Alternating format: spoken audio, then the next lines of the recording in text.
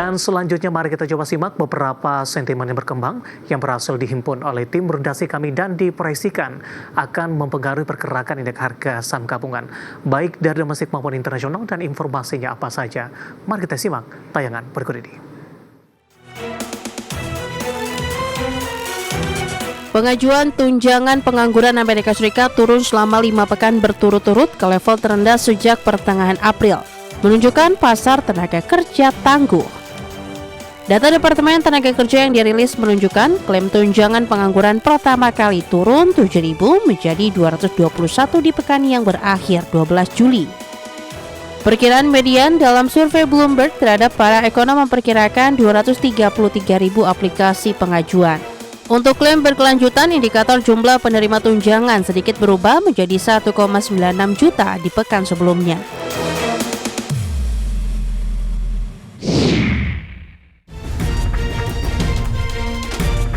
Penjualan retail Amerika Serikat pulih di Juni dengan kenaikan yang signifikan berpotensi meredakan kekhawatiran mengenai penurunan belanja konsumen. Data Departemen Perdagangan setempat menunjukkan nilai pembelian retail yang tidak disesuaikan dengan inflasi naik 0,6% setelah turun di 2 bulan sebelumnya. Angka ini melampaui hampir semua estimasi dalam survei Bloomberg terhadap para ekonom. Penjualan tidak termasuk mobil meningkat 0,5%, 10 dari 13 kategori mencatatkan kenaikan, dengan penjualan kendaraan bermotor naik setelah 2 bulan berturut-turut mengalami penurunan.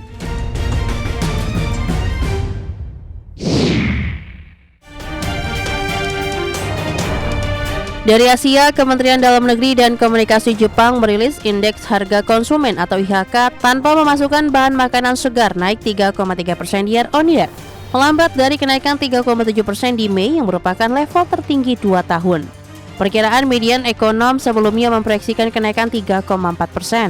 Perlambatan harga energi menjadi salah satu faktor penahanan inflasi utama. Sementara indikator inflasi yang tidak hanya mengecualikan makanan segar dan energi justru naik 3,4% tercepat sejak Januari tahun lalu dan melampaui konsensus 3,3%.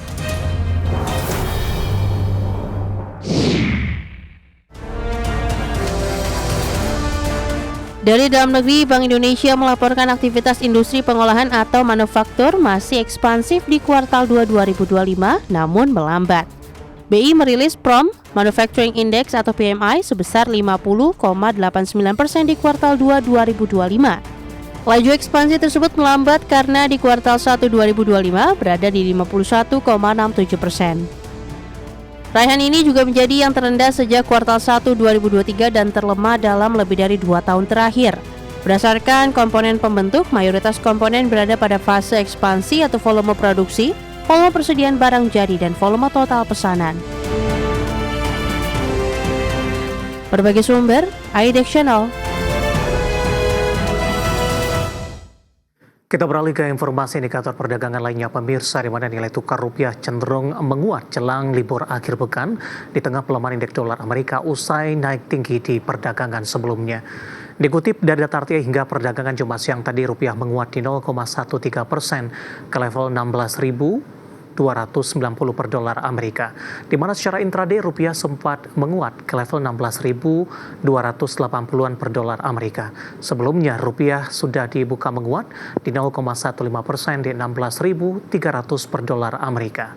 Sementara indeks dolar Amerika tercatat turun di 0,34% ke level 98,39. Koreksi terjadi usai naik tinggi di perdagangan sebelumnya dan masih dalam tren kenaikan.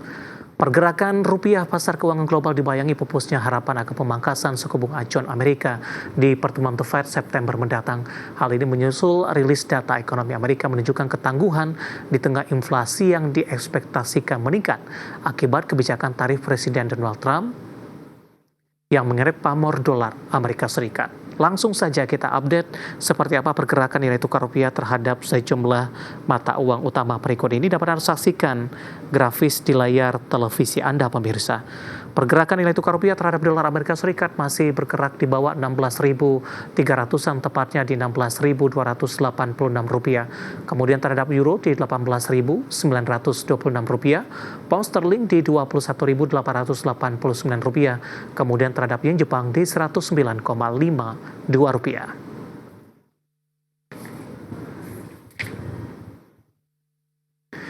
Kita beralih ke informasi komoditas. Harga batubara akhirnya bangkit ditopang pembelian kembali di tengah penurunan harga.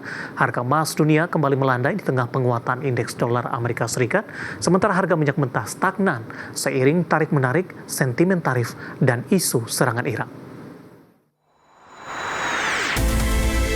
Harga batubara akhirnya bangkit setelah ambruk 3 hari beruntun. Merujuk Refinitiv, harga batubara di Kamis ditutup di posisi 112,1 dolar Amerika per ton, menguat 0,54%. Penguatan ini memutus tren negatif batubara yang turun 3,12% dalam 3 hari berturut-turut. Penguatan batubara ditopang margin buying setelah melemah serta didukung laporan Shanghai Metal Market menyatakan, sejak Juli suhu tinggi telah melanda sebagian besar wilayah China, mendorong konsumsi listrik ke rekor tertinggi. Harga emas dunia kembali melandai usai menguat 1 hari perdagangan di tengah menguatnya indeks dolar Amerika Serikat hingga hasil data ekonomi Amerika yang solid. Perdagangan Kamis, indeks dolar Amerika naik 0,35% di level 98,73, kenaikan tertinggi sejak 24 Juni 2025. Di perdagangan Kamis, harga emas dunia melemah 0,23% di level 3.338,58 dolar Amerika per troy ounce. Di perdagangan Jumat pagi, harga emas dunia di pasar spot menguat tipis 0,08% di posisi 3.341,12 dolar Amerika per troy ounce.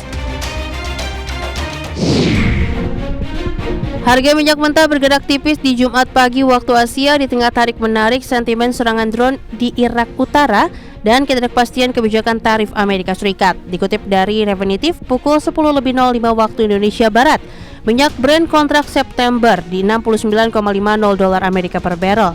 Nyaris tak berubah dibanding penutupan sebelumnya di 69,52 dolar Amerika per barrel. Sementara WTI Amerika Serikat melemah tipis ke 67,48 dolar Amerika per barrel dari sebelumnya di 67,54 dolar Amerika per barrel. Berbagai sumber, IDX Channel. Dan seperti apa update terkini pergerakan harga sejumlah komoditas yang berhasil dihimpun oleh tim redaksi kami sampai dengan sore hari ini waktu Indonesia Barat. Dapat Anda saksikan grafis di layar televisi Anda pemirsa, di mana minyak WTI menguat di 0,55% di level 67,91 dolar Amerika per barrel. Nikel menguat di 0,23% di level 15.115 dolar Amerika per metric ton.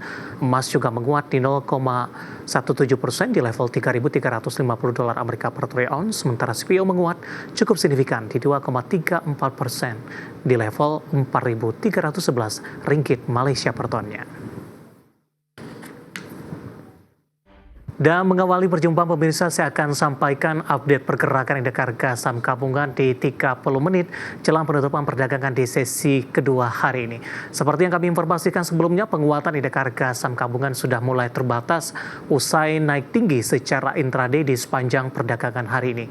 Saat ini indeks harga saham gabungan menguat di 0,60% dan bergerak di level 7.330,860, di mana secara intraday di sepanjang perdagangan hari ini indeks harga saham gabungan sempat menembus kembali di atas level 7.400-an, tepatnya di 7.401,579. Dibuka di sesi pertama pada pagi tadi di 7.346,037. Level terendah hari ini masih bergerak di zona hijau, sempat menyentuh di 7.327,422.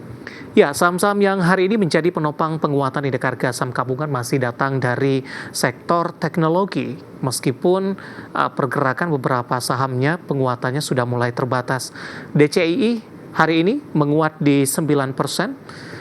Jika dibandingkan dengan perdagangan hari sebelumnya, penguatan hari ini lebih melambat pemirsa, dengan sebelumnya menguat signifikan bahkan mencatatkan auto reject ke atas di 243.350, hari ini sempat menguat ke 267.900. WIFI hari ini juga mengalami penguatan signifikan, sudah mulai terbatas.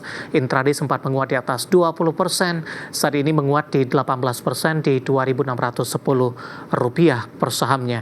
Kemudian dari saham-saham grup Prayogo Pangestu, brand yang intraday hari ini sempat menguat di atas 7%, hari ini menguat di 5,50%, saat ini maksud kami di 8.150. Kemudian BRPT juga terpangkas penguatannya ke 3,67% di 2.660. Yuan menguat tipis di 0,30% di 1.655.